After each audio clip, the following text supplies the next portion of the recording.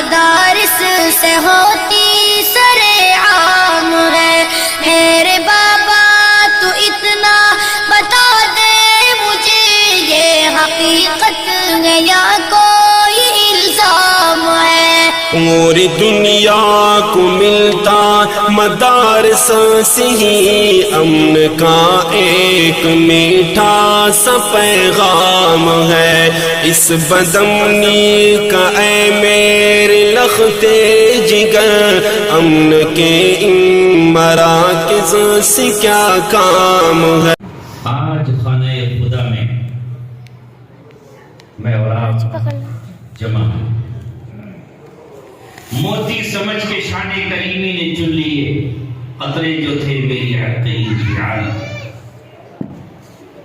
آپ کو بھی یاد ہوگا اور نئی نسل کو وقت یاد ہی نہیں ہوگا جب میں اور آپ لال پور کے اسٹور پر گفتگو کیا کرتے تھے اور میں وہاں ہوتا. وہ ایک عام جگہ تھی. یہ خاص جگہ ہے اور دل یقین نہیں کرتا کہ لال پور جیسی جگہ میں ایک عالی شان مسجد کیسے تعمیر ہوئی, کس نے تعمیر کرائی, یہ کون ہے اس مسجد کی تعمیر کرانے والا. یہ اللہ تبارک و تعالیٰ ہے. جب چاہے جس چیز کو منتخب کر لے. صحیح کہا ہے مولانا کانتلبی علیہ الرحمہ نے, دیر کو مسجد کرے مسجد کو دیر, غیر کو اپنا کرے اپنوں کو غیر. زوجہ لوط نبی ہو کافرہ, آسیہ فرعون کی ہو طاہرہ, زادہ عزر خلیل اللہ ہو اور بیٹا نوح کا کنعان ہو. عقل سے بڑھ کر خدائی ہے تیری, فہم سے بڑھ کر خدائی ہے تیری. آج ہم اللہ تبارک و تعالیٰ کے گھر میں بیٹھے ہیں اور بہت سارے حضرات آج وہ ہیں جنہوں نے دن میں روزہ رکھا ہے اور کل کی رات ہم سب نے اللہ تبارک و تعالیٰ کو یاد کیا ہے اور جاگ کر گزاری ہے. میں نے قرآن مقدس کی آیت پڑھی ہے اور کچھ احادیث آپ کے سامنے پڑھی ہے. ان کی تشریح سے پہلے میں کچھ آپ سے عرض کرنا چاہتا ہوں.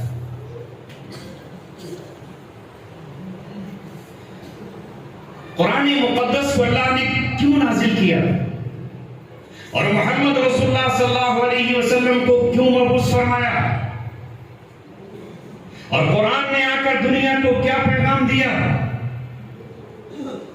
اور جس وقت قرآن آیا اور آمنہ کے در یتیم کا بحیثیت محمد رسول اللہ انتخاب ہوا, اس وقت زمانے کے کیا حالات تھے اور کس نے ان حالات کو تبدیل کیا ہے.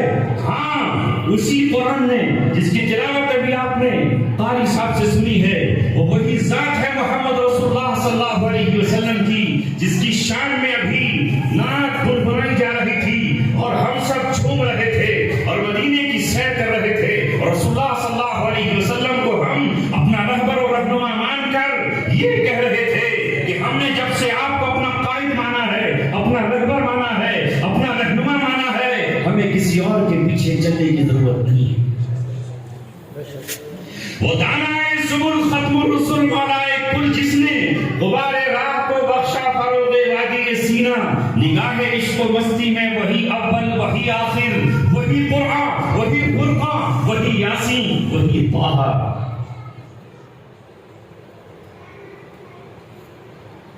وہ جب آئے تو دنیا کی حالت ایسی تھی کہ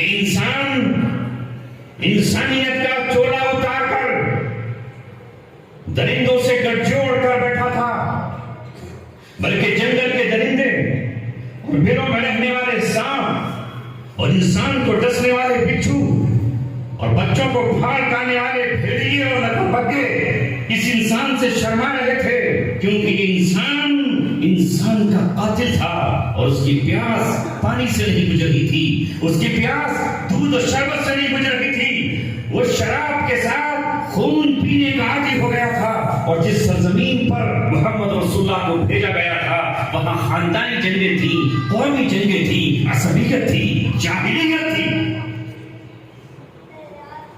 جیسا کہ مولانا راشد صاحب نے مجھ سے پہلے آپ کو سمجھانے کی کوشش کی، اے رامپور کے واسیوں، یہ ہمارا وطن ہے، اس مٹی سے ہمارا جسم تیار ہوا ہے، یہ زبان اسی رامپور کی مٹی سے بنی ہے، یہ ہمارا اپنا گھر ہے، یہ ہمارا وطن اصلی ہے۔ دنیا کے دوسرے شہروں میں جب ہم جاتے ہیں تو ہمارے ساتھ رامپور لکھا جاتا ہے، بڑے دکھ کے ساتھ، بڑی تکلیف کے ساتھ، میں آج اپنوں کے بیچ، اپنے خون کے بیچ، اپنے رشتوں کے بیچ، اپنے وطن کے بیچ گفتگو کر رہا ہوں۔ آج سے ایسا میسج دینا چاہیے کہ اب رامپور میں انقلاب کی ہوا آ چکی ہے، یہ بدلا ہوا پرانا رامپور نہیں ہے جہاں کا چاقو مشہور تھا، بلکہ یہاں اب پیار مشہور ہے، محبت مشہور ہے، نبے مشہور ہے، اور محمد رسول اللہ کا بھیجا ہوا اتحاد اور اتحاد کا درس مشہور ہے۔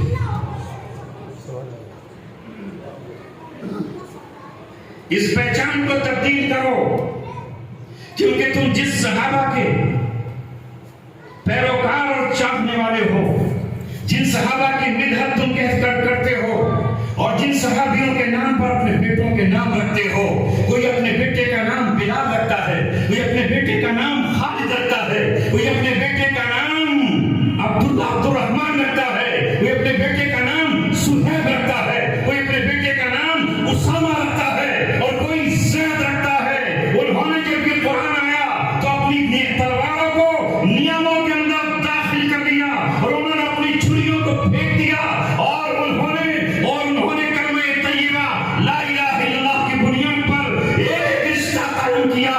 وہ رشتہ تھا اسلام کا، وہ رشتہ تھا ایمان کا، وہ رشتہ تھا مسلمانیت کا، وہ رشتہ تھا ایمانیت کا۔ ساری عصبیتیں پیروں کے نیچے مسل ڈالی، رون ڈالی، ختم کر دیا۔ دنیا جس جہالت میں زندگی گزار رہی تھی، اس جہالت کی چادر کو تار کر ڈالا۔ جن اندھیروں میں وہ زندگی گزارتے تھے، ان اندھیروں کو علم کی روشنی سے منور کر ڈالا صحابہ رضوان اللہ علیہم اجمعین نے۔ اور صحیح کہا ہے کسی نے، دھرفشانی نے تیری قطروں کو دریا کر دیا، دل کو روشن کر دیا، آنکھوں کو بینا کر دیا۔ خود رکھے جو راہ پر اوروں کے ہادی بن گئے، کیا نظر تھی جس نے مردوں کو مسیحا کیا۔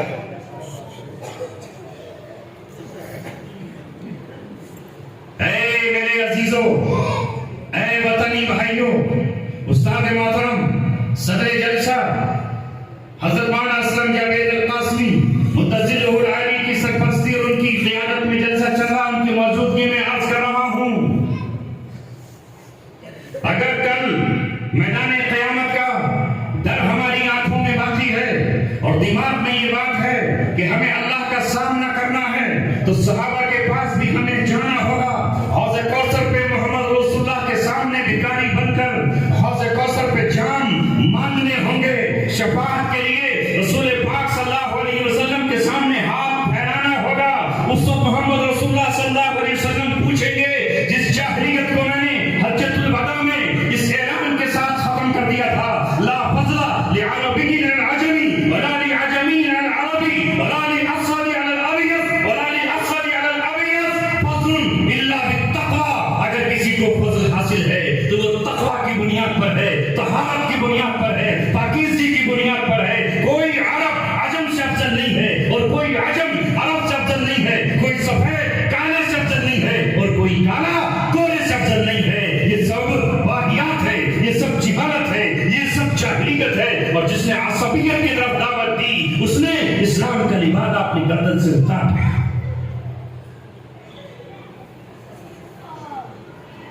پہلے وہ کلمہ طیبہ کی بنیاد پر ایک ہوئے اور رشتہ بنا اسلام کا، کہلائے مسلمان، پہچانے گئے ایمان سے، اس کے علاوہ وہ کچھ نہیں جانتے تھے۔ ان کے درمیان اگر ایک قریشی کا سرداریت کا درجہ حاصل تھا تو حضرت بلال کو بھی وہ مقام حاصل تھا کہ جب اذان کے الفاظ آئے اور اس کے لیے انتخاب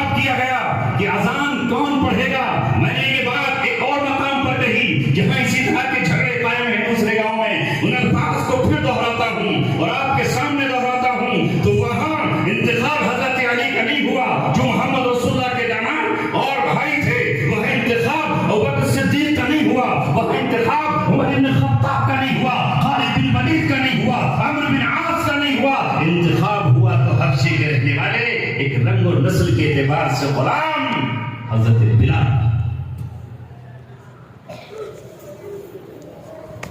اور کوئی جھگڑا نہیں ہوا یہ اذان کیوں دیں گے، ہوا ہمارے یہاں فلاں ابن فلاں فلاں قوم کا امام کیسے بن جائے گا، وہ ہمارا امام کیسے بنے گا،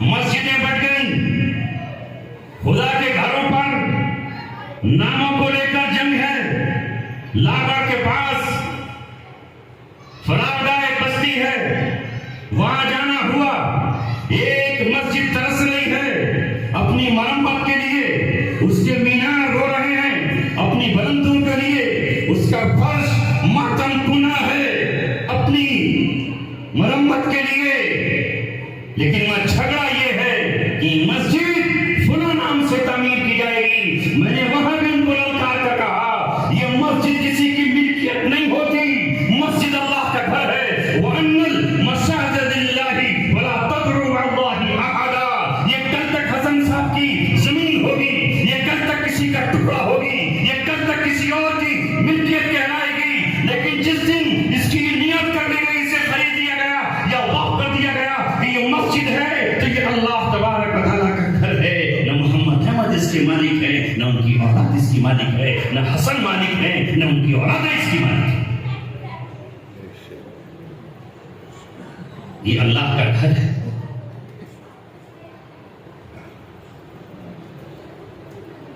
جو حیثیت بیت اللہ کی ہے وہی اس کی بیٹی اس مسجد کی ہے، تمام مسجدوں کا رخ اللہ تبارک و تعالیٰ کی طرف ہے، اس لیے میرے عزیزوں اور ساتھیوں، جب آپ سے پہلے ایک امت نے جو بہت محبوب امت تھی، اللہ کی برگزیدہ امت تھی، جس کے بیچ نبی آئے، اِذْ جَعَلَ فِيكُمْ انبیاء، اللہ کہہ رہا ہے کہ کہنے والا ہے حضرت موسیٰ علیہ السلام سے، میری قوم یاد کرو اس نعمت کو کہ اللہ نے تمہارے درمیان نبی بھیجے، وَجَعَلَكُمْ مُلُوكًا، اور تمہیں اللہ تعالیٰ نے بادشاہ بھی بنایا۔ بنی اسرائیل انبیاء بھی اسی میں، کتابیں بھی اسی میں، رسول بھی اسی میں، نبی انہی کے درمیان، مگر نہیں مانے اور بنیاد رکھی نسل پر، خون پر، نسب پر، دین اسلام سے ناطا توڑ لیا، دین اسلام سے رشتہ منقطع کر لیا، اللہ تبارک و تعالیٰ کی رسی کو چھوڑا اور ابلیس کا دامن تھام لیا، اللہ تبارک و تعالیٰ سے کیا ہوا میثاق اور عہد بھول گئے، عہد و پیمان توڑ ڈالا اور شیطان سے نیا ایگریمنٹ کر لیا، اللہ تبارک و تعالیٰ کی کتابوں کو پسے پھوس ڈالا اور اپنی خواہشات سے ان کتابوں میں ترمیم کر ڈالی، تبدیلی کر دی اور تحریف کر ڈالی، وہ مجتبی قوم، وہ اللہ تعالیٰ کی پسندیدہ قوم، جس کے لیے بادلوں نے سایہ کیا اور جس کے لیے من اور سلوہ اتارا گیا، جس کی پیاس کے لیے پانی کے چشمے جاری کر دیے گئے اور 12 چشمے جاری ہوئے، جن کے لیے سمندر پھٹا اور بحر قلزم کھڑا ہو گیا ان کے لیے، وہ قوم اللہ تبارک و تعالیٰ رشتہ توڑتی ہے، اسلام اسے غلط نظر آتا ہے اور وہ اپنے انبیاء سے رشتہ توڑ کر کہتی ہے کہ ہم یہودی ہیں۔ قرآن نے کہا الذین تحودوا، جنہوں نے خود کو یہودی بنا لیا، اللہ نے ایمان اور اسلام دیا تھا مگر وہ یہودیت پر فخر کر رہے ہیں اور ایسا فلسفہ گھڑ لیا اور ایسا آئین و دستور بنا لیا کہ یہودیوں کی برابر کوئی دوسرا نہیں ہو سکتا، اگر کوئی دوسرا بھی یہودیت میں داخل ہو جائے تو وہ مقام نہیں پا سکتا، اور یہ حق صرف یہودا کے گھرانے کو ہے۔ اسی رسم کو توڑنے کے لیے اللہ تبارک و تعالیٰ نے کہا او قوم، اللہ کو تیری ضرورت نہیں ہے، اب تمہیں معزول کیا جاتا ہے، اب تمہیں رحمتوں سے محروم کیا جاتا ہے، اب تمہیں غضب کا شکار بنایا جائے گا، وباؤ بغضب جہاں جاؤ گے وہاں تم پر غضب ہوگا، تم جس مقام پر اترو گے ذلت تمہارا پیچھا کرے گی، مسکرت تمہارے پیچھے لگی رہے گی، تم اللہ کو پکارو گے اللہ تمہاری پکار کو نہیں سنے گا، تم نبیوں کے مددگار نہیں بنو گے بلکہ تم خنجر لے کر نبیوں کے قتل پر اٹھ کھڑے ہوگے اور تمہارے ہاتھ نبیوں کے قتل سے بن جائیں گے۔ اللہ ان ہاتھوں کو اپنی کتاب نہیں دیتا جو انسانوں کے ناخون سے اپنے ہاتھوں کو رنگتے ہیں، اللہ ان زبانوں کو قرآن پڑھنے یا دین کی توفیق نہیں دیتا جو زبانیں اللہ تبارک و تعالیٰ کو یاد نہیں کرتی اور اپنے بھائیوں کی توہین و ذلت کرتی۔ ہزاروں سال سے پسندیدہ قوم آن کی آن میں عرش سے فرش پر پہنچ گئی اور ذلت کا طوق ان کے گلے میں ڈال دیا گیا، اور جن کا کوئی پرسان حال نہیں تھا وہ بدو کہلاتے تھے، ساری دنیا ان کو ان پڑھ اور امی کہلاتی تھی، اور ساری دنیا ان کو اونٹوں کے چرواہے اور بکریوں کے چرانے والے کہہ کر پکارا کرتی تھی۔ وہ دنیا میں گڈریوں کے نام سے جانے جاتے تھے، ان کے پاس اونچے مکانات نہیں تھے، وہ جانوروں کی کھال کے خیموں میں رہتے تھے، پہننے کو کپڑے نہیں تھے، بھیڑ کے بالوں سے بنی اون سے اپنا تن چھپا لیا کرتے تھے، پینے کو ان کے پاس صرف دودھ تھا، رہنے کو ان کے پاس صرف جھوپڑیاں تھیں اور پیٹ بھرنے کے لیے چند کھجورے تھے، پھٹے ہوئے چیفڑے تھے۔ مگر اللہ تبارک و تعالیٰ نے اس قوم کو جس نے اسلام سے رشتہ توڑا محرومی کا طوق پہنا کر ذلت کی چادر اڑا کر کہا اب میں اس کا انتخاب کر رہا ہوں جو دنیا کی نظروں میں کچھ بھی نہیں ہے، جن کے پاس نہ محل ہے نہ قصر صدارت ہے، جن کے پاس نہ حکومت ہے نہ حکمرانی ہے، یہ وادیاں نشین یہ جنگلوں کے رہنے والے، اب میں ان کا انتخاب کر رہا ہوں، ان کی ایک جھوپڑی سے محمد کے گھر، محمد کو عبداللہ کے گھر سے ہاشمی گھرانے سے اٹھانے والا ہوں۔ 40 سال وہ اپنے کریکٹر پیش کرے گا اور جیسے ہی عمر 40 سال کی ہوئی قرآن آ گیا اور غار حرا میں اس نے آ کر کہا اقرأ باسم ربک الذی خلق، خلق الانسان من علق، اقرأ وربک الاکرم الذی علم بالقلم، علم الانسان ما لم یعلم۔ ایک قوم معذور ہوئی اور دوسری منتخب کی گئی، ایک راندہ درگاہ ہوئی اور دوسری اللہ کی پسندیدہ بنی۔ کیوں؟ اس لیے کہ اس نے اللہ تعالیٰ کی کتاب کو اپنے سینے سے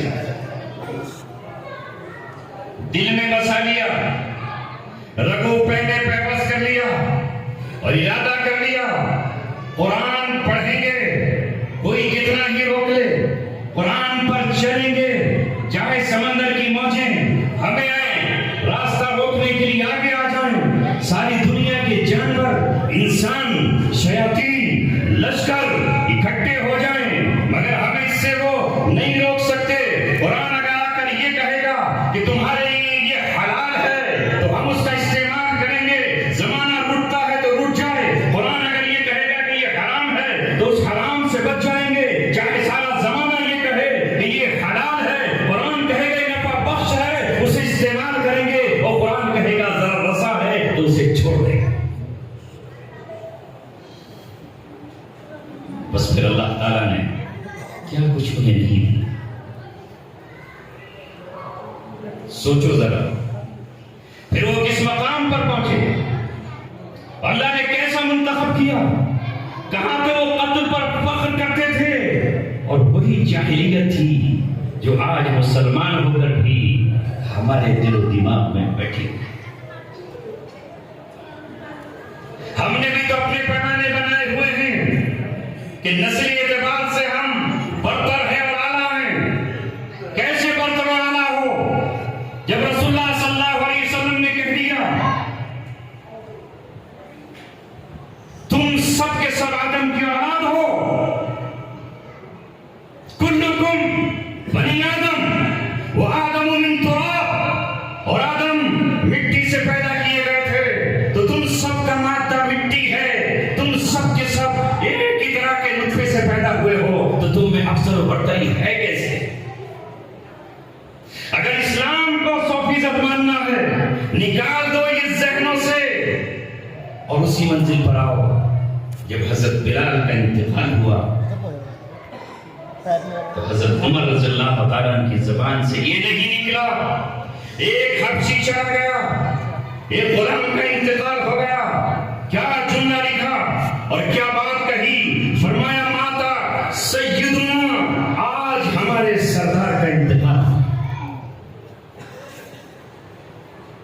انہوں نے سردار مانا۔ اب میں آپ کو بتاتا ہوں وہ کیسے ہو گئے تھے۔ اپنے بھائی تو اپنے ہیں، قرآن کریم نے کہا یا ایھا الذین آمنوا لا تأکلوا اموالکم بینکم بالباطل ولا تقتلوا انفسکم، تم لوگوں کے مال ناحق طریقے سے مت کھاؤ اور آپس میں ایک دوسرے کا قتل مت کرو۔ اللہ کے رسول نے فرمایا قتال المؤمن کفر، مومن کا قتل کفر ہے، وسبابہ فسق، اور گالی دینا اسے فسق ہے، فاسق ہونے کی علامت ہے۔ زمانہ جاہلیت میں یہ انگلی بدنام تھی، علماء سے پوچھو، اس کا نام تھا سبابہ۔ جب کسی کو گالی دیتے، کسی کو چڑھاتے، اس انگلی سے اشارہ کرتے تھے، لہذا اس انگلی کا نام بدل کر انہوں نے سبابہ کر دیا۔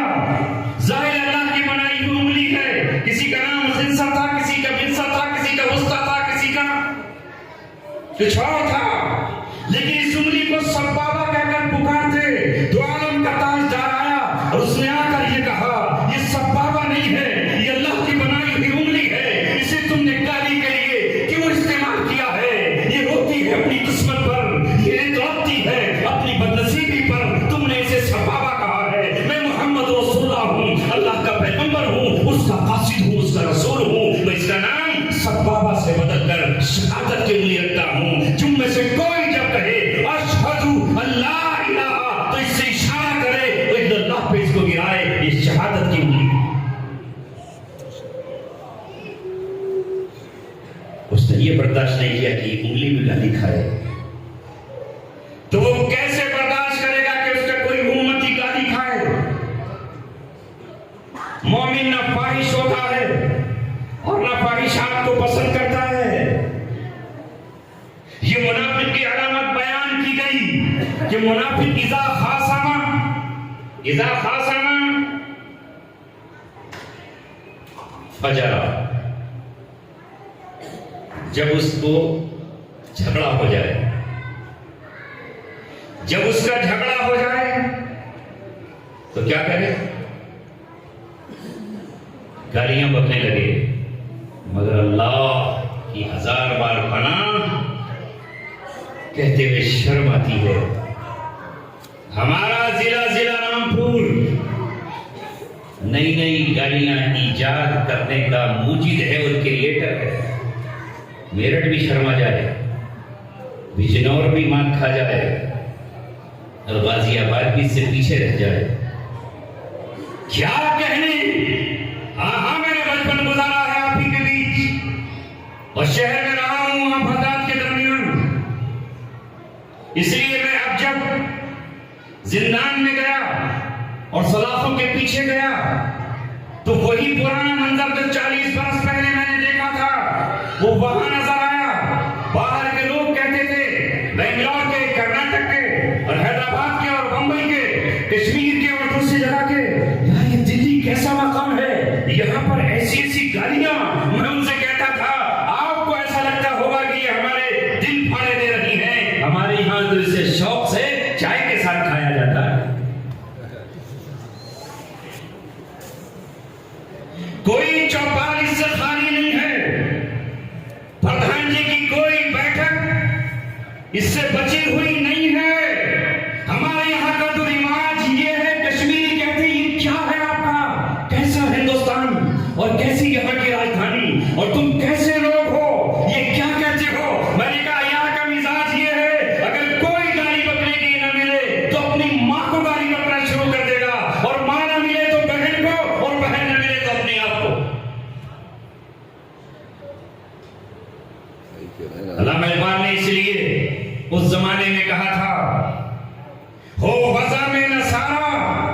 تمدن میں ہنو ہو، وضع میں نصارہ، تمہارا چہرہ مہرا عیسائیوں جیسا، جارج بش جیسا، بل کلنٹن جیسا، اسحاق رابن جیسا ہو، وضع میں نصارہ تو تمدن میں ہنود، یہ مسلمان ہے جسے دیکھ کے شرمائے یہود.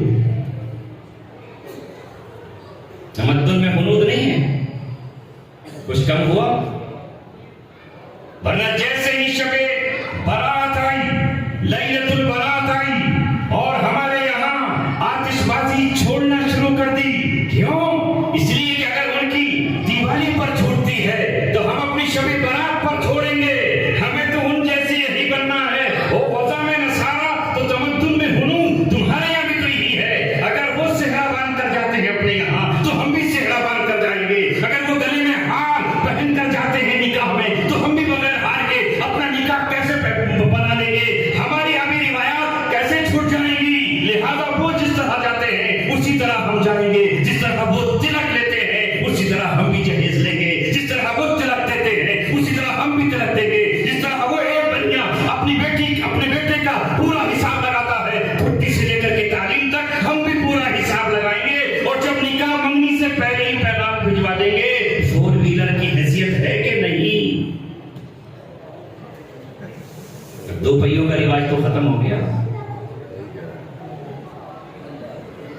ایک لڑکی والے کو اپنے بیٹی ودا کرنے کے لیے اور ایک سنت کی ادائیگی کے لیے اور اس کے ہاتھ پیلے کرنے کے لیے اور اس کی آبرو کی حفاظت کے لیے اور رسول اللہ کے سچے طریقے پر چلنے کے لیے کتنے انتظامات کرنے پڑتے ہیں. پہلے بہنیں دیکھنے جائیں گی، ماں دیکھنے جائے گی، اس کے لیے تمام انتظامات کرو.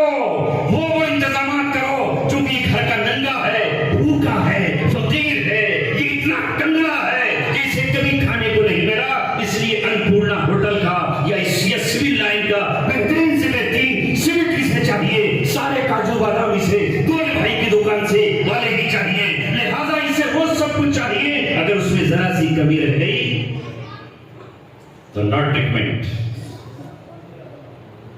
ناقابل قبول. اب جو سلسلہ چلے اللہ کی پناہ، سال پر سال گزر رہے ہیں، مہینے پر مہینے گزر رہے ہیں، بیٹی کا رشتہ بار بار واپس ہو رہا ہے. وہ مسلح پر روتی ہے، اے مولا میری مٹی ہی عزیز کر لے، اے مالک مجھے موت دے دے. تو نے مجھے پیدا ہی کیوں کیا تھا؟ اور پیدا کیا تھا تو میرا باپ غریب کیوں بنایا تھا؟ میرے بھائی کو کاروبار کیوں نہیں دیا؟ میرا قصور صرف یہ ہے کہ دینے کے لیے چار پہیا گاڑی نہیں ہے. اگر دینے والوں نے آلٹو کا انتظام کر لیا تو میسج آ رہا ہے آلٹو تو دے ہی رہے ہو، ویگن آر دے دو. اور ویسے چودھری ہیں، پردھان ہیں، اعلیٰ درجے کے خاندانی لوگ ہیں، مگر یہاں جب مسئلہ آتا ہے تو دنات کا یہ عالم، کمیونٹی کا یہ عالم، فخر و فاتح کا یہ عالم. ان بچیوں کو کون جا کر بتائے کیا حال ہے تمہارے شہر کا؟ پوچھو کتنے نوجوان ایسے ہیں جو بن بیوی کی زندگی گزار گئے، اولاد نہیں مل سکی، نکاح نہیں ہو سکے، اور کتنی بیٹیاں ایسی ہیں جن پر جوانی آئی اور اس کی کوئی پیغام لینے والا نہیں آیا. کوئی دیوتا پھول لے کر نہ لوٹا، کوئی آرزو میں لیے دیویاں چل گئی. بن بیاہے باپ کی دہلیز پر بوڑھی ہو گئی اور بڑھاپے نے دستک دے دی، آرزو ارمان ختم ہو گئے. یہ ہے ہمارا اسلام، اس پر ہے ہمیں فخر. رسول اللہ صلی اللہ علیہ وسلم کس لیے آئے تھے؟ فرمایا جو بلا ضرورت مانگے کل قیامت میں اس کے چہرے سے گوشت اڑا ہوا ہوگا، یہ ہڈیاں دکھ رہی ہوں گی، ڈھانچہ دکھ رہا ہوگا تاکہ اسے ذلیل و خوار کیا جائے. یہ تھا بن ضرورت کے مانگنے والا، یہ تھا بن ضرورت کے سوال کرنے والا. پورا گاؤں جا کر کے کیا رسم نہیں ہے بھائی، سب کچھ ہو لیکن پوری بارات کا ذرا کھانا اچھا کر دینا.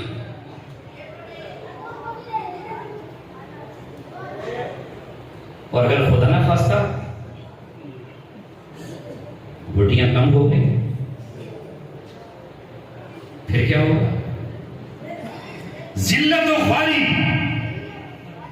ادھر یہ بچی گھر گئی، آرزو لیے، ارما سجائے ہوئے، زندگی کے سپنے سجائے ہوئے شوہر کے گھر گئی کہ آج سے اسے اپنا گھر بناؤں گی، اپنی دل کی دنیا کا اسے مرکز بناؤں گی، ساس کو ماں سمجھ کر زندگی گزاروں گی، خسر کو باپ کا درجہ دوں گی، دیوروں کو بھائی کا درجہ دوں گی، اور نندوں کو میں اپنی بہنوں کا درجہ دوں گی. مگر اس نے ابھی گھونگھٹ کھولا بھی نہیں تھا کہ وہاں تانوں کی بوچھاڑ ہے، اور وہاں پر لان تان ہے، کپڑے اچھالے جا رہے ہیں، یہ کتے کا کفن ہمیں دے دیا. اب بیچارہ غریب سوال کرتا ہے، قرض مانگتا ہے، مسلو تک میں دامن پھیلا لیتا ہے. اور ہماری غیرت یہ ہے کہ تو کچھ بھی کر، ہم تیری بٹیا کو جب لے کر آئیں گے تو ہمیں مرغ مسلم چاہیے، ایسے نہیں لا سکتے. اور اسی چیز سے نکالنے کے لیے محمد رسول اللہ آئے تھے. وَالْأَغْلَالَ الَّتِي كَانَتْ عَلَيْهِمْ، جن بیڑیوں میں، جن زنجیروں میں وہ معاشرہ جکڑا ہوا تھا، اس معاشرے کو صحیح کرنے کے، ان بیڑیوں کو توڑنے کے لیے محمد رسول اللہ آئے. اگر آج یہ جلسے کا مقصد صرف کانوں کو لذت دینا ہے تو ہمارا آپ کے سامنے بولنا بیکار ہے، یہ پسینہ بہانا بیکار ہے. یہ تو مجھے یاد آ گئی بات کہ ہمارا کیا ماحول ہے. بدلو اسے، دنیا اپنے آپ کو تبدیل کرو، اندھیروں سے لڑو جس طرح کا بھی اندھیرا ہو. محمد رسول اللہ صلی اللہ علیہ وسلم نے اس قوم کو امن اور پیار سکھایا جس کے عقیدے میں یہ بات تھی کہ اگر دوسرے خاندان نے میرے خاندان کے کسی فرد کا قتل کر دیا ہے تو میں جب تک اس کے بدلے میں 100 قتل نہیں کر دوں گا، اب تک چین سے نہیں بیٹھوں گا. میرا باپ پیاسا ہے، میرے باپ کی روح پیاسی ہے، اس کی روح ناک سے نکلی ہے، اور اس کی پیاس جب بجھے گی جب میں دوسرے خاندان کے بچوں، عورتوں اور بیویوں کا قتل کروں گا. یہ ان کا عقیدہ تھا. محمد رسول اللہ نے آ کر یہ کہا نہیں، من اجل ذلك كتبنا على بني اسرائيل انه من قتل نفسا بغير نفس او فساد في الارض فكانما قتل الناس جميعا ومن احياها فكانما احيا الناس جميعا. اسی وجہ سے ہم نے بنی اسرائیل پر فرض کیا تھا. یہ کون کہہ رہا ہے؟ سپریم کورٹ کا جج نہیں کہہ رہا ہے، این وی رمنا، یہ اللہ رب العزت کہہ رہا ہے. ہم نے فرض کیا بنی اسرائیل پر انہو من قتل نفسا بغیر نفس او فساد فی الارض، جس نے کسی جاندار کا قتل کیا، کسی جان کا قتل کیا بے حق ناحق، اس پر قتل کا کوئی الزام بھی نہیں تھا اور اس نے فساد بھی نہیں مچایا تھا، کوئی اس نے پوری انسانیت کا قتل کرا. ومن احیاها فکأنما احیا الناس جميعا، اور جس نے کسی انسان کو زندگی عطا کر دی کسی بھی شکل سے، بھائی کے قاتل کو معاف کر دیا، زندگی مل گئی. باپ کے قاتل کو معاف کر دیا، زندگی مل گئی. قصاص نہیں لیا، بدلہ نہیں لیا، اللہ تعالیٰ کے حوالے کر دیا. گویا اس نے پوری انسانیت کو زندہ کر دیا. جب رسول اللہ نے مکے کو فتح کر لیا، فتح کے وقت اعلان کیا ہمارا ایک خون بنی امیہ کی گردن پر ہے. میں اگر آج چاہوں تو میرے ساتھ 10,000 لڑاکا مدینہ منورہ سے آئے ہیں اور میری ایک ادا پر پشتے کے پشتے لگا دیں گے. میری ایک ادا پر پورے مکے کو خون کی ندیوں میں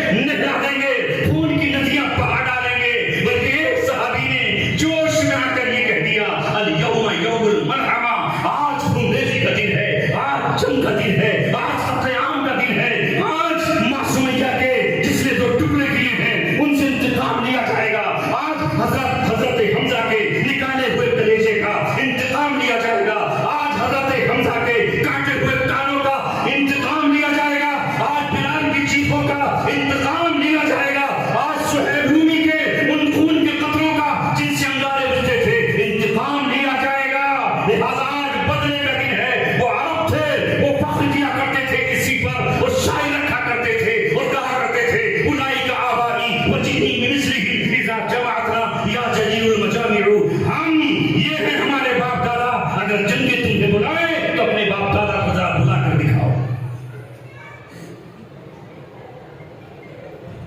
लेकिन ये रसूलुल्लाह थे, ये अल्लाह का पैगंबर था, ये कोई अपनी पार्टी बनाने वाला लीडर नहीं था, ये कोई सियासी कायद नहीं था, ये कोई असबियत का किसी खानदान का इमाम नहीं था।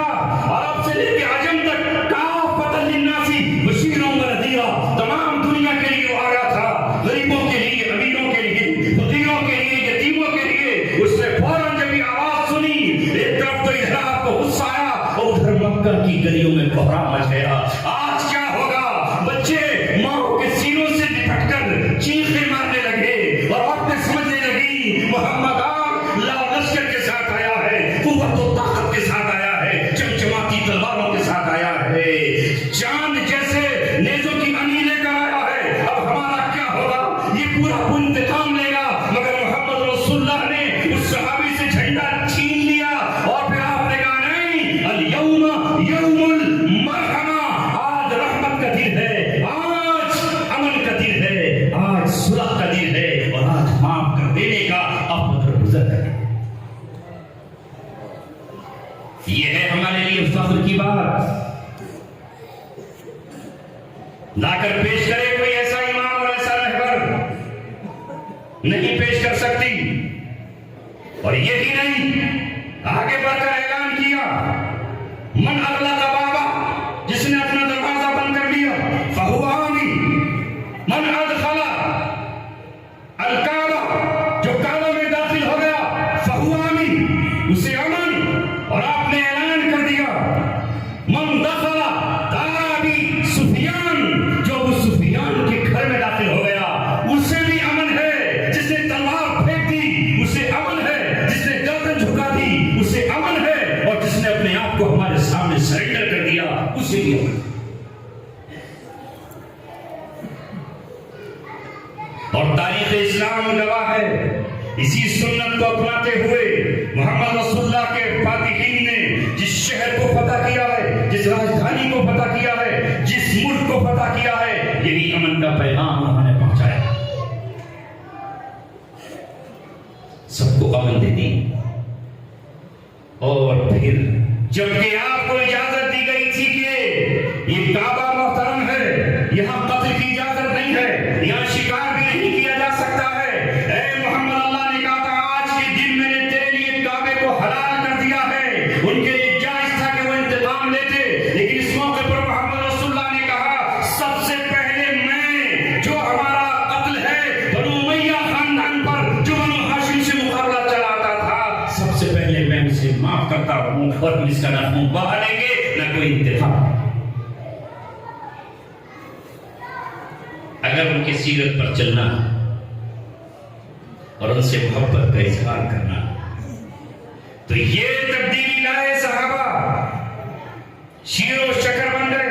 और एक वाकया सुनो जिस पे तारीख आज भी नाज करती है, और मुस्लिम और लिखने वाले उसे आज भी लिख रहे हैं।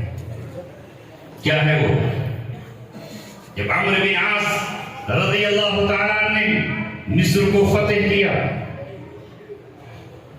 फतेह के बाद जब उनके कंट्रोल में आया, तो अपनी रिवायत के मुताबिक दरिया नील खुश्क होने लगा, खुश्क होने लगा और उसका वाटर लेवल कम होने लगा। कौम इकट्ठी होकर गवर्नर मिस्र के पास आती है और कहती है कि दरिया हर साल इसी तरह खुश्क होता, इसे एक कुमारी खूबसूरत हसीन लड़की की बलि चाहिए होती है, और जब हम उसकी कुर्बानी देते हैं, उसे दुल्हन बनाकर गहने और जेवरात पहनाकर जब इसमें उतारते हैं, तो दरिया उबल पड़ता है। इसके अलावा दरिया खुश्क हो जाए। बड़ा अहम मसला था। जानवर मरने के करीब होने लगे, खेतियां खुश्क हो जाएंगी, इंसान भूखे मर जाएंगे, हजार लोगों की जिंदगी का मसला था, लाखों हेक्टेयर जमीन की सैराबी और शादाबी का मसला था, बहुत सारी नहरों के जारी होने और खुश्क हो जाने का मसला था। मगर मोहम्मद रसूल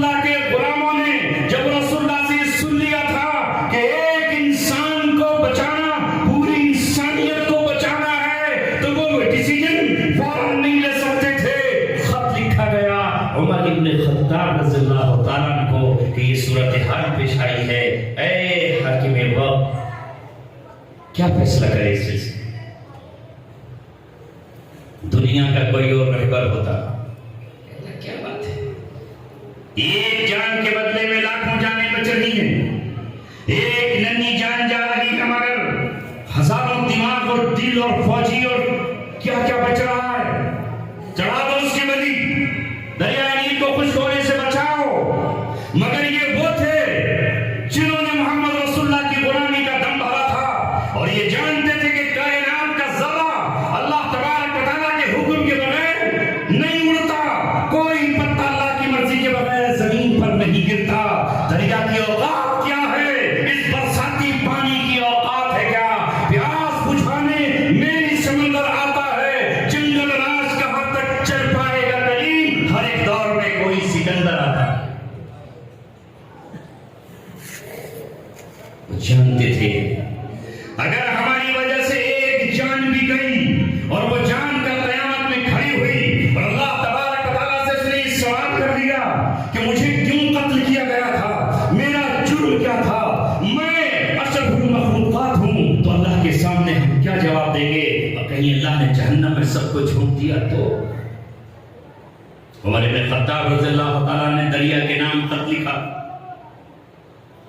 اور لکھا، عمر بن خطاب محمد رسول اللہ کے غلام کی جانب سے یہ خط ہے، اے دریائے نیل تیرے نام، سن اگر تو اللہ تبارک و تعالیٰ کے حکم سے جاری ہوتا تھا تو میں اللہ کا حکم زمین پر نافذ کرنے والا محمد کا ایک وزیر، ان کا ایک خلیفہ تجھے آرڈر کر رہا ہوں، تجھے جاری ہو جانا چاہیے، اور اگر تو شیطانی قوتوں کا پابند ہے اور شیطان کے حکم اشارے سے جاری ہوتا ہے تو سن، تجھے یاد رکھنا چاہیے کہ ہمیں تیری ضرورت نہیں ہے، ہمارا رب تجھے سکھا کر تیرے جیسا دوسرا سمندر بنانے پہ قادر ہے، وہ اللہ جو حضرت اسماعیل کے ایڑیوں سے پانی کا چشمہ جاری کر سکتا ہے، جو دریائے جہوم اور سیحون، گنگا اور ستلج اور ندیوں کو بہا سکتا ہے، پہاڑوں سے پانی جاری کر سکتا ہے، تیری اوقات کیا ہے، ہمیں تو نہیں چاہیے۔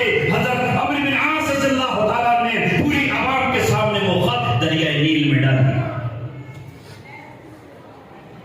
سارے لوگ ہنس رہے ہیں، بابلے ہیں، مسلمان پاگل ہیں، مجنون ہیں، احمق ہیں، دریا کہیں خط پڑھتا ہے اور خط کی بات سنتا ہے، مگر وہ نہیں جانتے کہ اللہ تبارک و تعالیٰ وہ ہے کہ جس نے ہمارے کنٹرول میں سب کچھ دیا ہے۔ اگر ہم اللہ کا حکم ماننے لگے تو زمین ہمارے تابع ہو جائے، ہوائیں ہمارے کنٹرول میں ہوں اور پانی ہمیں سلامی دینے لگے اور آگ ہمارے دم سے ٹھنڈی ہو جائے، یہ اللہ تبارک و تعالیٰ نے ہمیں بتایا ہے۔ اور عمر بن خطاب رضی اللہ تعالیٰ نے ان چاروں چیزوں پر حکمرانی کر کے اور اپنا غلام بنا کر کے دنیا کو دکھایا۔ جیسے ہی خط ڈالا، خط پہنچنا تھا، دریا بے زبان نہیں ہے، بہ نکلا۔ اس دن سے لے کر آج تک کوئی بنی، کسی لڑکی کی کوئی قربانی دریا کو نہیں دی گئی، لکھنے والے لکھتے رہے، خط پہنچا اور نیل بہتا ہے۔ وہ بیٹی ان کے اپنے گھر کی نہیں تھی، اپنے خاندان کی نہیں تھی، لیکن وہ کسی انسان کی بیٹی تھی، اس کے لیے بھی انہوں نے حفاظت کی اور اللہ تبارک و تعالیٰ کے فرمان کو پورا کیا۔ اے اس بستی میں رہنے والوں، آس پاس کے گاؤں دیہاتوں میں رہنے والوں، میں نے اللہ تبارک و تعالیٰ کے کلام کی ایک آیت آپ کے سامنے ادھوری پڑی وقت کی قلت کی بنیاد پر اب سنو۔ اللہ تعالیٰ فرماتا ہے، وَمَن يَقْتُلْ مُؤْمِنًا مُتَعَمِّدًا، جو کسی مومن کا قتل کرے جان بوجھ کر، فَجَزَاؤُهُ جہنم، اس کا ٹھکانہ جہنم ہے۔ وَمَا كَانَ لِلْمُؤْمِنِ أَن يَقْتُلَ مُؤْمِنًا إِلَّا خَطَأً، کسی مومن کے لیے جائز نہیں ہے کہ وہ جان بوجھ کر بالارادہ کسی مومن کا قتل کرے۔ ہاں، خطا سے قتل ہو جائے، شکار کر رہا تھا اور قتل ہو گیا، گاڑی میں پھر ہو گیا اور قتل ہو گیا، اتفاقاً میں قتل ہو گیا،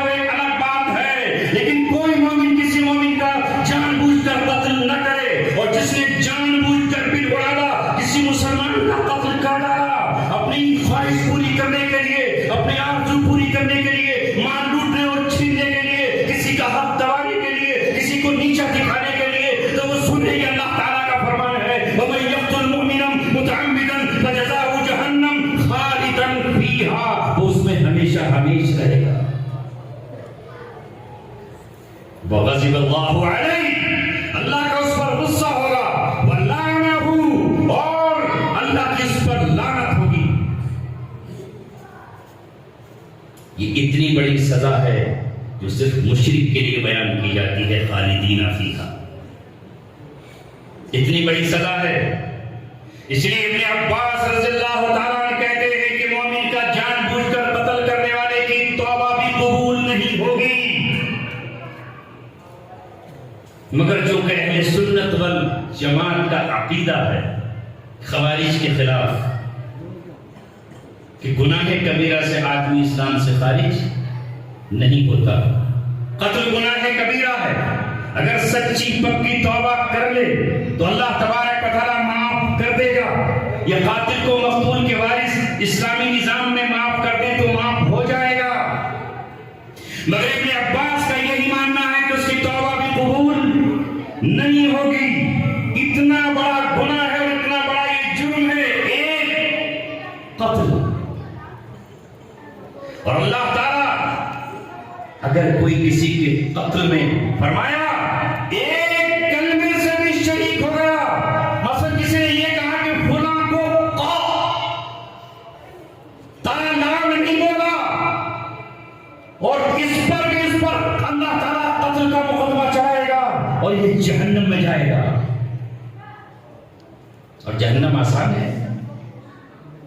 ایسے ہی بعض جنگوں میں صحابہ نکلے، کہیں خالد بن ولید کو یہ واقعہ پیش آیا، کہیں اسامہ بن زید کو یہ واقعہ پیش آیا، کہیں کسی دوسرے صحابی کو پیش آیا، اور میدان جنگ میں اپنی دشمن قوم سے لڑتے وقت جب انہوں نے تلوار اٹھائی تو ایک شخص نے کہہ دیا السلام علیکم، یا کسی نے کہہ دیا سبانا، ہم نے اپنا پرانا دین بدل دیا اور نئے دین میں داخل۔ لیکن انہوں نے، ان صحابہ نے یہ سمجھا کہ یہ موت کے ڈر سے السلام علیکم کہہ رہا ہے، یا یہ سبانا جو کہہ رہا ہے کہ میں نئے دین میں داخل ہو گیا موت کے ڈر سے کہہ رہا ہے، تک ہمارا دشمن تھا، لہٰذا انہوں نے تلوار اٹھتی ہوئی وہی نہیں روکی اور اس کا قتل کر دیا۔ جب یہ واقعہ آ کر محمد رسول اللہ صلی اللہ علیہ وسلم کے سامنے پیش کیا گیا تو ابھی رسول اللہ نے تو جو بات کہی وہ بتانے والا ہوں، قرآن نے خود کہا یا ایھا الذین آمنوا اذا ضربتم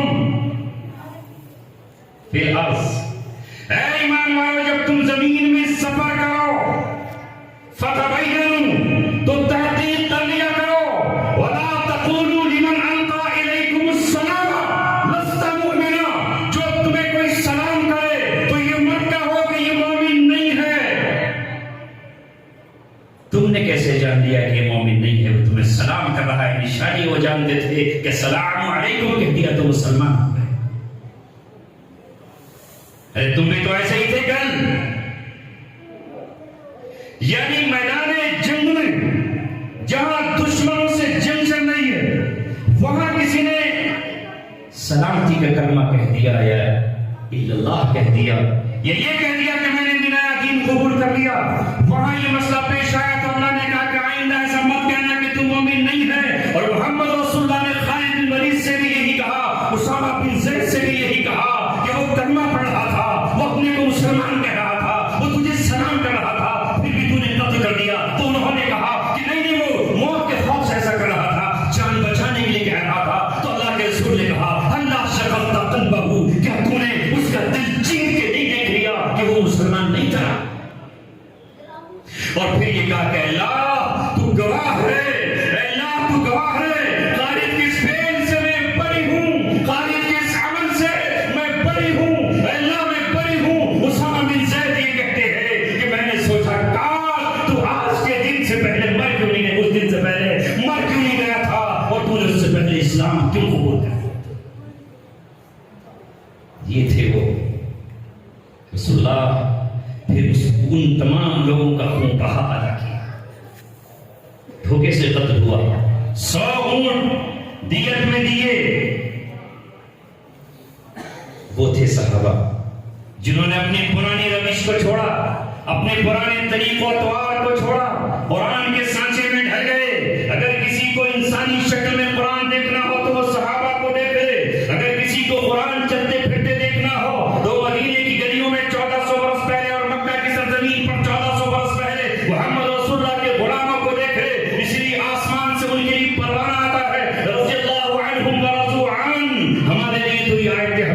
رہی ہو جہنم کی ڈانٹ اور خدا کا غضب بننے والے اور لعنت کا شکار ہونے والے ابھی بھی توبہ کر لیں. کیا ہے ہمارے یہاں؟ میں اس مقام پر گیا، شاید وہاں نہ جاتا تو میں یہ دیکھتا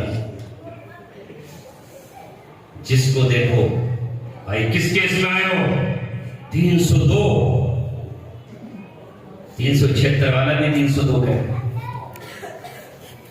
377 والا بھی 302.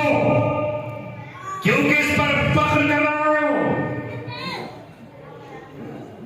نئی بال بنانے آتا بھائی کہاں میں آئے ہو 302. لٹیا چور بھی 302، سگریٹ چور بھی 302. کیونکہ قتل فخر بن گیا. شرم آتی.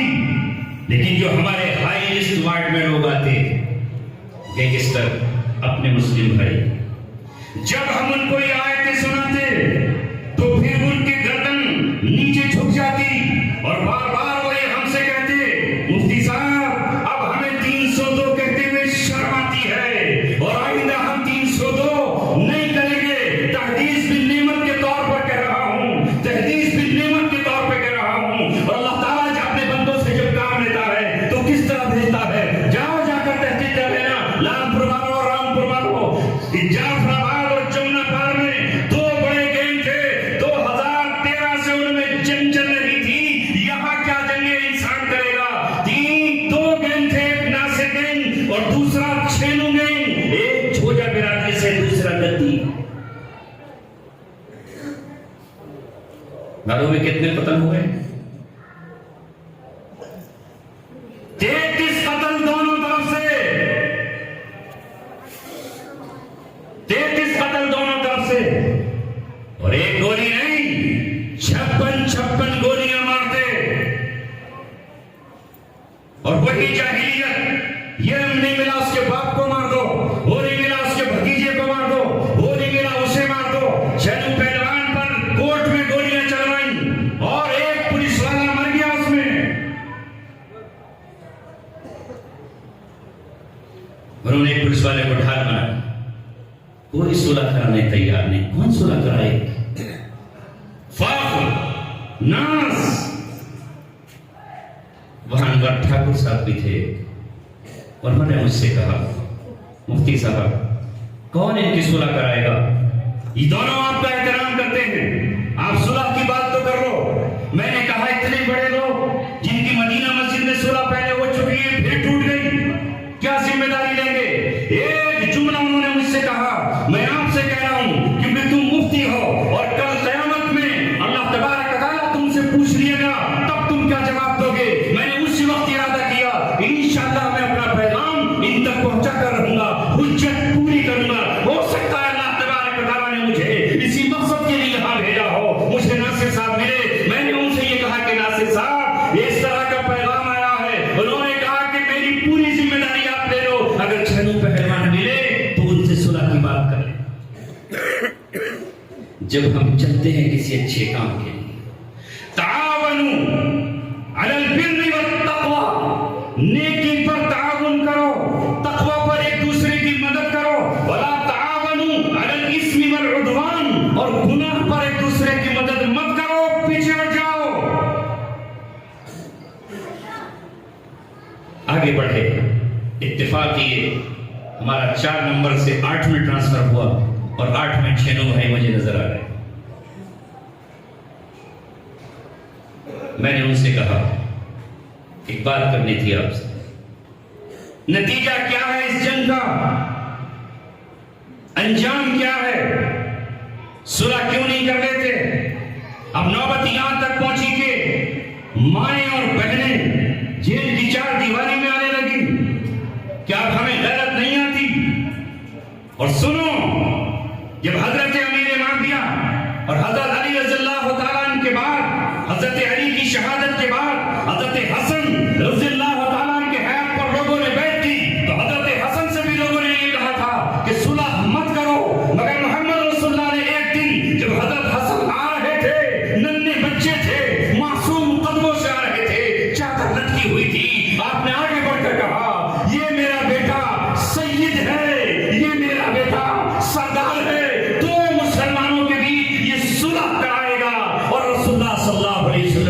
بات سچی ہوئی. حضرت حسن نے یہ کہا میں جنگ نہیں کروں گا, آپس کا خون نہیں بہاؤں گا, باپ کے زمانے میں جو کچھ ہوا وہ ہوا, میں حضرت امیر معاویہ رضی اللہ تعالیٰ کے ہاتھ میں اپنا ہاتھ دیتا ہوں اور میں ان کی امارت کو قبول کرتا ہوں. جب انہوں نے ایسا کیا تو ساتھ میں لوگ ہوتے نا, حوالی اور موالی, وہ نہیں کرنے دیتے. لوگوں نے کہا جب آتے تھے لوگ یہ آ رہے ہیں مسلمانوں کی آر, ان مسلمانوں کی ناک کٹوانے والے, شرمندگی دلانے والے.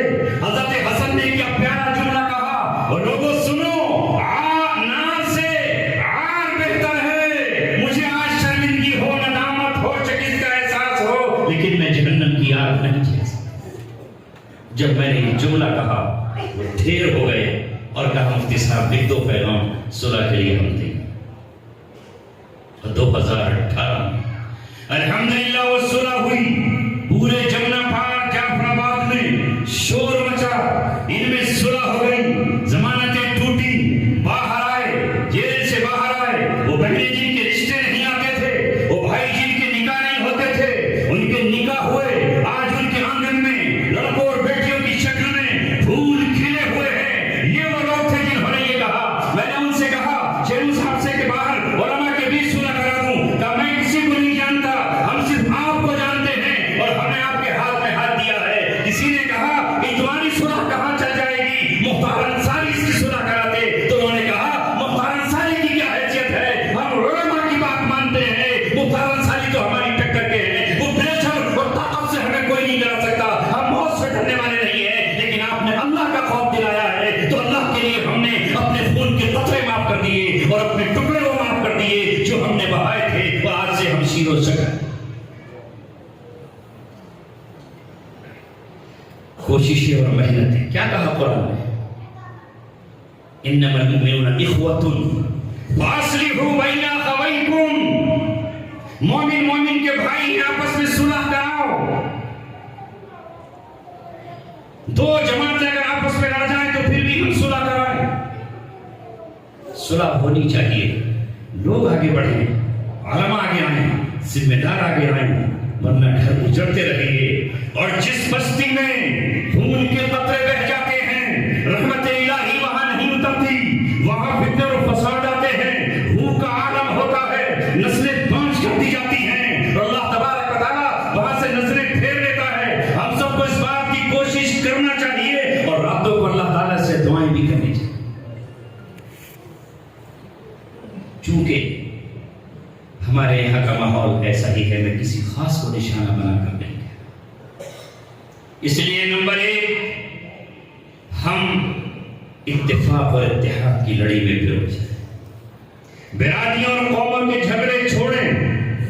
یہ بستی ایک مرکزی حیثیت رکھتی ہے, تمام طرف کے دیہات اس سے جڑتے ہیں.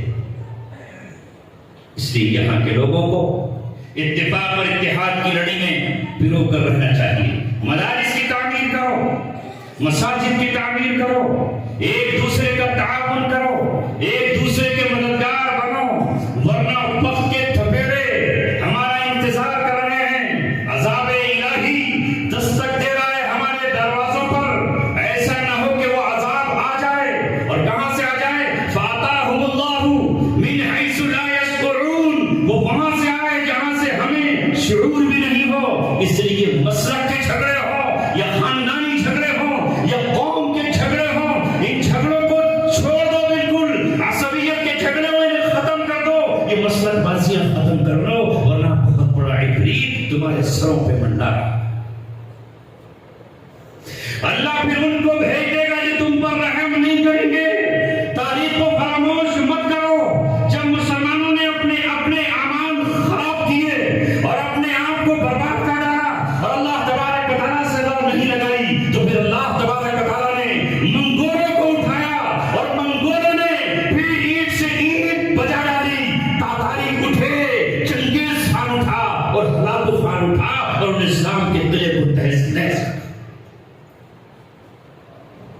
خلافت بنو عباسیہ کا خاتمہ کرتے.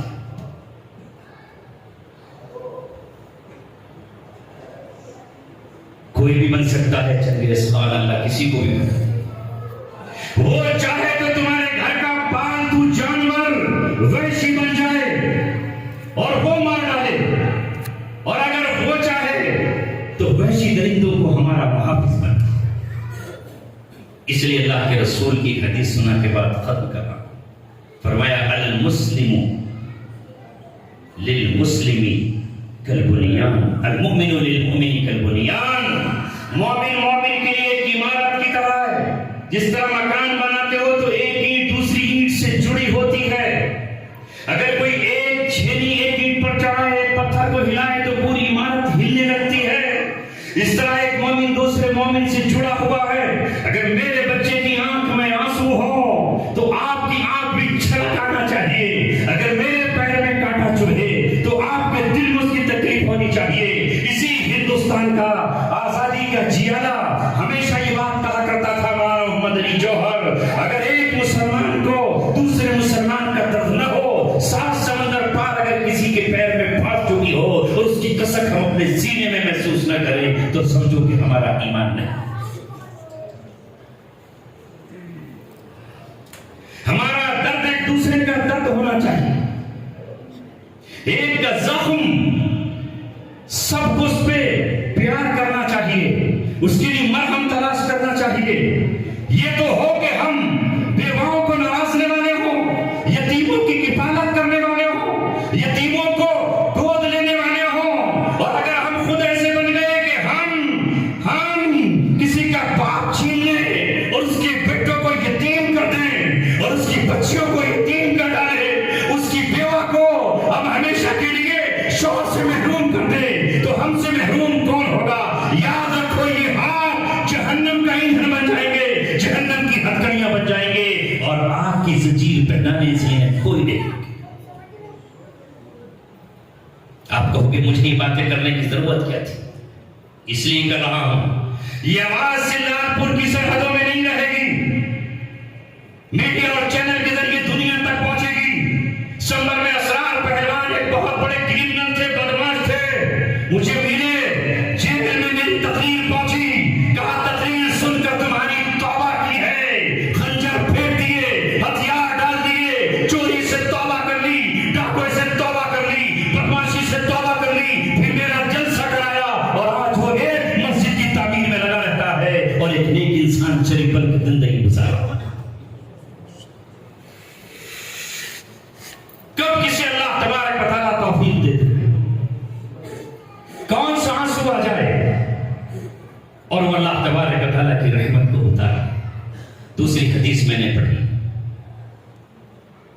المسلم اخو المسلم، مسلمان مسلمان کا بھائی ہے، لا یظلمہ ولا یسلمہ، نہ وہ اس پر ظلم کرتا ہے اور نہ کسی ظالم کے حوالے کرتا. مسلمان اپنے مسلمان بھائی کو ظالم کے حوالے کرے گا؟ نہیں کر سکتا، ہو اڑ جائے گا. ہم حوالے نہیں کریں گے. کل کے عرب ہم سے زیادہ اچھے تھے. رسول اللہ کو کہتے تھے مدینے والوں سے کہ ہمارے حوالے کر دو، حوالے نہیں. یہی چند باتیں تھیں. بہت وقت ہو چلا، میں نے بھی اپنی عادت سے زیادہ تقریر کر دی، ورنہ اس وقت میں 1 گھنٹے سے زیادہ نہیں بول رہا ہوں. مگر یہ میرا اپنا وطن ہے، میرا اپنا شہر ہے، اپنا علاقہ ہے، اپنا خطہ ہے. جب دوسری جگہ پر جاتا ہوں تو میں یہاں بھی آتا ہوں. حافظ محمد احمد صاحب کا مجھ پر ایک بہت بڑا قرض ہے، اس قرض کو چکانے میں یہاں آیا. ہر جزاء الاحسان الا الاحسان، ہم احسان کے بندے ہیں. اس شخص سے میرا خون کا کوئی رشتہ نہیں ہے، برادری کے اعتبار سے یہ انصاری ہے اور میں ترک ہوں. یہی تو ہے قبائلی فرق، جانتے ہو سب. لیکن جب میں سلاخوں کے اندر تھا، قید میں تھا، تو یہ شخص کچھ رقم لے کر میرے گاؤں پہنچا اور وہاں سے دہلی پہنچا. اس نے دستک دی، میری بیوی نے ملاقات پر مجھ سے یہ کہا کوئی حافظ محمد احمد صاحب ہیں، کیا آپ انہیں جانتے ہو؟ میں نے کہا بہت پہلے جانتا تھا، اب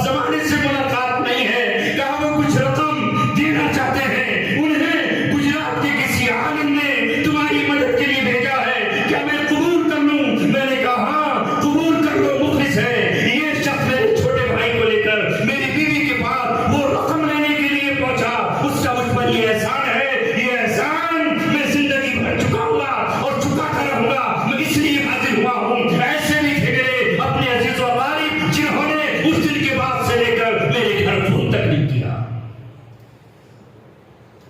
रिश्ते इस्लाम से बनते हैं, खून से नहीं बनते। ये बैठा है तुम्हारे सामने, ये भी अंसारी बिरादरी से है, संभल का रहने वाला है। एक तारीख इसकी कज़ा नहीं हुई, भाई नहीं पहुंच पाए, साले नहीं पहुंच पाए, 5 तारीखों पर बीवी नहीं पहुंच पाई, बेटा नहीं पहुंच पाया, बहनोई नहीं पहुंच पाए, मगर ये हर तारीख पर मौजूद था और आज भी तुम्हारे बीच मौजूद है। इसलिए कहता हूं कि मोहम्मद रसूलुल्लाह ने जाहिलियत की बुनियादें उखाड़ कर फेंक दी थी और जाहिलियत की तमाम तुलनाएं उखाड़ कर फेंक दी थी। हमने भी जिस दिन से ला इलाहा इल्लल्लाह पढ़ा और दारुल देवबंद की सरजमीन पर जाकर के इल्म दीन हासिल किया, ये बिरादरी की तमाम चीजें खत्म हो गई। आज मुझे अपनी बिरादरी नहीं नवाजती, कोई गम कोई शिकवा नहीं, अल्लाह ने बिरादरी रखी ही नहीं है, सबके सब मुसलमान है, कोई मेरी बिरादरी नहीं पूछता कि मैं कौन। ये बिरादरी बात खत्म करो। इलेक्शन आएगा तो बिरादरी को जिताएंगे, एमएलए होगा तो बिरादरी का होगा। कुरान क्या कह रहा है तेरा, रसूल क्या कहता है, हदीस क्या कहती है, अल्लाह क्या कहता है। या अय्युहल्लज़ीना आमनू अन तुअद्दुल अमानाति इला अहलिहा।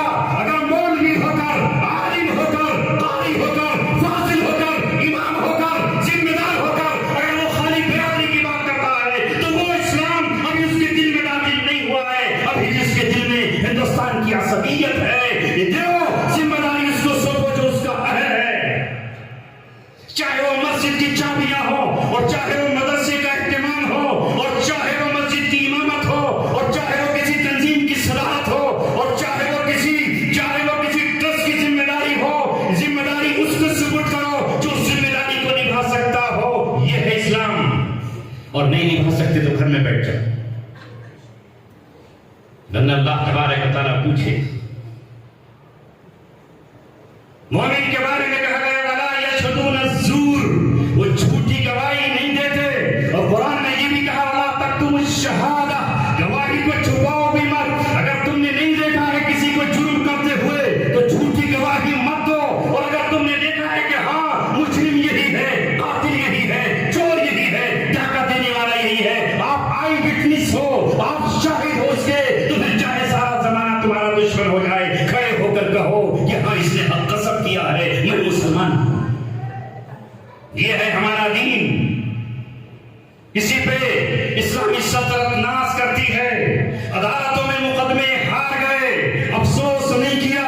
अली रज़ियल्लाहु ताला अन्हु को काजी शुरैह ने कटघरे में खड़ा कर दिया, क्योंकि यहूदी ने ये कहा था कि ये ढाल मेरी है, दावा किया था ये ढाल मेरी है, और हजरत अली कह रहे थे कि ये मेरी है। हजरत अली से कहा गया कि आप गवाह पेश करेंगे, इस्लाम का फैसला गवाही की बुनियाद पर होगा। हजरत अली ने गवाही पेश की। एक बेटा था और एक गुलाम था। काजी शुरैह ने हजरत अली की गवाही रद्द कर दी और कहा बेटे की गवाही बाप के हक में नहीं चलेगी। जाइए आपके पास एक गवाह रह गया, गुलाम, नहीं चलेगी गवाही। हार गए मुकदमा, शर्मिंदगी नहीं। हम कहते हैं कि जीते हर हाल में। यहां तो जीत जाओगे मुकदमा वक्त में देकर, जजों को खरीद कर। अल्लाह तबारक व तआला की अदालत में कौन सा जज खड़ा होगा? अल्लाह रब्बुल इज्जत तो सब कुछ मौजूद है। जमीन पर गिरने वाले कतरे बता देंगे, हाथ जुल्म करने वाला बताएगा, अल्लाह के फरिश्ते बताएंगे, किरामन कातिबीन खड़े हो जाएंगे, वहां कौन बताएगा? इसलिए इस्लाम ने कहा कि शिर्क के बाद, शिर्क बिल्लाह के बाद सबसे बड़ा जुर्म झूठी गवाही है। अगर सच्चाई बोल दी जाए तो मासूम बच जाए, बेगुनाह बच जाए, जालिम पकड़ा जाए, गरीब का हक मिल जाए और हक मांगने वाला बाज आ जाए। मगर सारा मसला तो गवाहियों पर है। लेकिन हजरत अली ने शर्मिंदगी महसूस नहीं की, मुकदमा हार गए, इस्लामी उसूल पर अमल किया, मुकदमा तो हार गए, मगर यहूदी का दिल जीत लिया, इस्लाम का फरेरा बुलंद कर दिया। इस्लाम के माथे पर एक बहुत सुनहरा एक फैसला रकम कर दिया। यहूदी ने कहा मैं जानता था कि ये ढाल हजरत अली की ही है, मैंने चुराई थी, मगर मैं ये देखना चाहता था कि इनके यहाँ फैसले